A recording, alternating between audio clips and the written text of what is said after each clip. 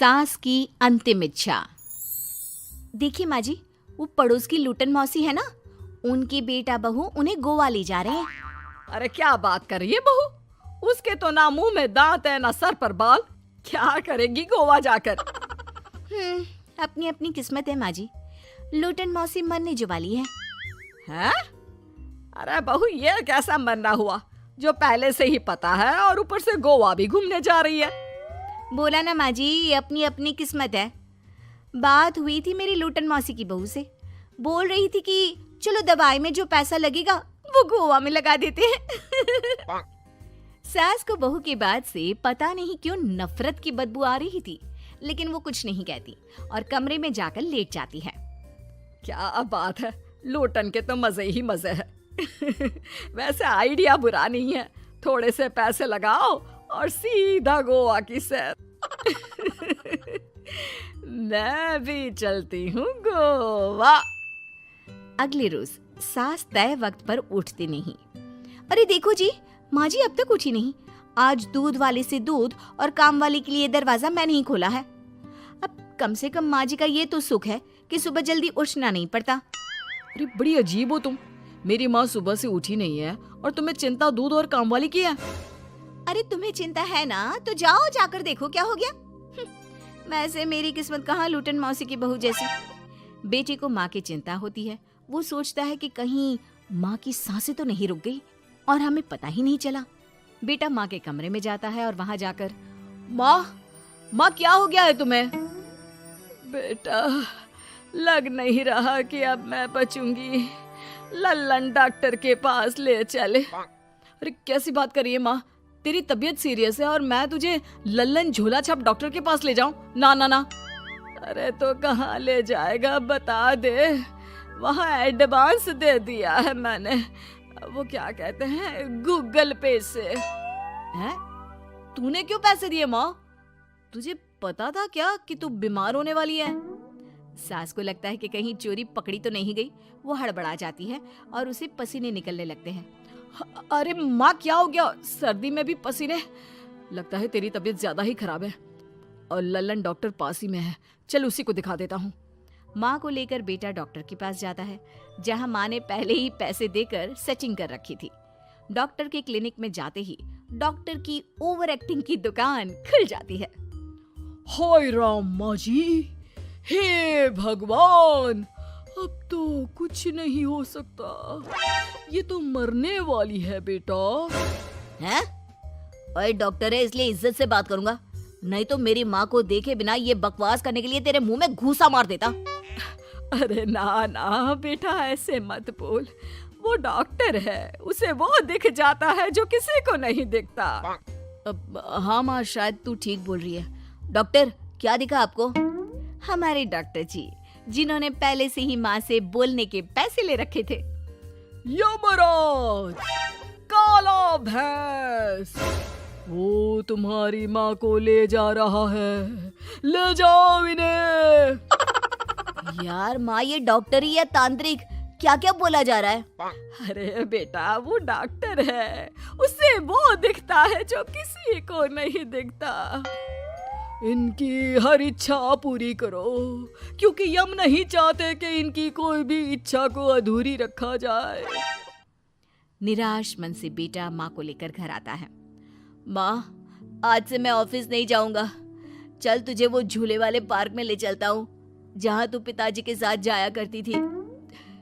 ठीक है बेटा चल, लेकिन साथ में वो बीड़ी का बंडल रख लेना, तेरे पिताजी वहीं झाड़ी में पिलाते थे मुझे। हैं? माँ कैसी बात कर रही हो? वैसे भी जीवन के 4 दिन बचे हैं और तुम। अरे देख बेटा, ना पिलानी तो ना पिला, लेकिन सुना ना तूने डॉक्टर ने क्या कहा कि मेरी कोई इच्छा खाली नहीं रहनी चाहिए।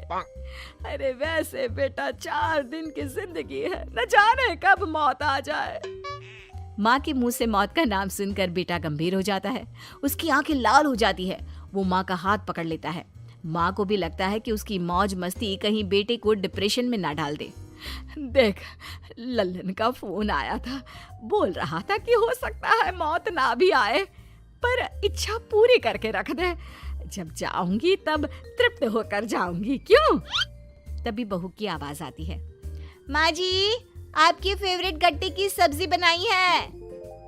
सास खाने के टेबल पर जैसे ही बैठने वाली होती है, बहू उनकी चेयर पीछे करती है और प्यार से बिठाती है। बहू शांत हो जाती है। वो माँ को बस देखती है और उनकी हर बात मानती है। रात को जब सास सोने जाती है तो, माँ जी मैं आपके पैर दबा देती हूँ, आज आप डॉक्टर के पास गई थी, थक गई होंगी ना। बहू का प्यार देखकर सास को हैरानी होती है। वो समझ नहीं पाती कि जो बहू उनके मरने को अपना भाग्य बताती थी, वो आज जब सास मरने वाली है तो दुखी क्यों हो रही है। क्या सोच रही है माँ जी? यही ना कि मैं ऐसा क्यों कर रही हूँ। माँ जी मैंने आपको हमेशा अपनी माँ माना है। माना आपसे नाराज होती थी, परेशान होती थी, आपकी बातें चुभती थी, लेकिन यकीन माने प्यार बहुत है आपसे मुझे। सास बहू को गले लगा लेती है। अरे तू क्यों मोह में डाल रही है? आज नहीं तो कल मुझे मरना ही है ना। बहू रोने लगती है और वहां से चली जाती है। अब तो सास आए दिन कोई ना कोई डिमांड करती जिसे बच्चे पूरा करते। मुझे ना वृंदावन जाना है, कृष्ण की नगरी देखने। जी माँ जी हम आपको लेकर चलेंगे। माँ मैं कल ऑफिस से छुट्टी ले लेता हूँ। बेटा अब आए दिन छुट्टी लेता और माँ को घुमाता फिराता। एक दिन बॉस कहते हैं, रमन क्या बात है? मैं देख रहा हूँ पिछले 1 महीने से तुम ना काम करते हो ना दाम, बस सारा दिन इमोशनल से बैठे रहते हो। ऐसे में तो कंपनी तुमको और नहीं रख पाएगी। मैं खुद ही नौकरी छोड़ने की सोच रहा था बॉस। वो क्या है कि माँ का आज नहीं तो कल कभी भी देहांत हो सकता है।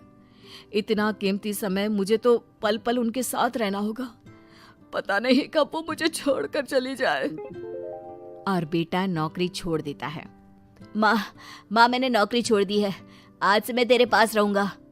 माँ जी मैंने भी बच्चों का नाम स्कूल से कटवा दिया है, अब हम सब आपके पास ही रहेंगे और आपकी सारी इच्छा पूरी करेंगे। अब सास को लगता है ये तो कुछ ज्यादा ही हो गया। अरे बेटा नौकरी नहीं करेगा तो खाएगा क्या? बच्चे स्कूल नहीं जाएंगे तो साल बर्बाद हो जाएगा। वो समझ नहीं पाती कि क्या करे, कैसे ये ड्रामा खत्म करे। बेटा बहू तुम लोगों से एक बात करनी थी। देखो मैं ना बहुत शर्मिंदा हूँ, मैंने झूठ बोला था, मुझे कुछ नहीं हुआ है। वो तो ये बोलकर सास सारी बात घर वालों को बता देती है। ओ माँ सच्ची? हे भगवान मैं जानता था माँ को कुछ नहीं होगा। वाह माँ जी ये तो बहुत अच्छी खबर दी। मैं तो हलवा बनाने जा रही हूँ। तुम लोग मुझसे नाराज नहीं हो? नहीं माँ जी हम बहुत खुश हैं कि आपके मरने की खबर झूठी है। माँ शायद मैं तेरे ठीक होते ही तेरा इतना ख्याल रख लेता तो तुझे ये नाटक करने की जरूरत नहीं पड़ती। माँ जी आप हम लोगों को माफ कर दीजिए।